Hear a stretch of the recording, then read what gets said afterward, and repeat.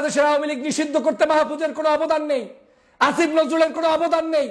এরা যখন আমাদের চাপে পড়েছে তখন শুধুমাত্র আজকের এই নিষিদ্ধ করার জন্য সিদ্ধান্ত নিয়েছে, কিন্তু এরা প্রত্যেকেই ধান্দাবাজি করেছে।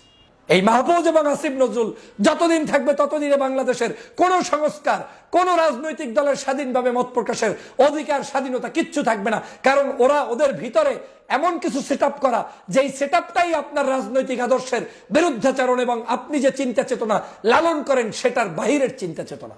মাহফুজ আলমের এই সময়, এই মুহূর্তে পদত্যাগ দাবি করছি। বাংলাদেশের জনগণের পক্ষ থেকে আহ্বান থাকবে, আমরা প্রত্যেকে এই মাহফুজ আলম এবং যারা ক্রিমিনাল এখানে বসে আছে এদের প্রত্যেককে পদত্যাগ নিশ্চিত করে দেশপ্রেমিক মানুষদেরকে উপদেষ্টা পরিষদে সংযুক্ত করতে হবে, না হয় এই দেশ নিরাপদে থাকবে না, থাকবে না, থাকবে না। একটু হইলে যুদ্ধ অপরাধী, একটু হইলেই রাজাকার, একটু হইলেই আলবদর। আরে বাপ রে বাপ, আলবদরের কি জানিস আপনারা? রাজাকারদের কি জানেন আপনারা? অপরাধী না সেটার আপনি কি জানেন আপনারা?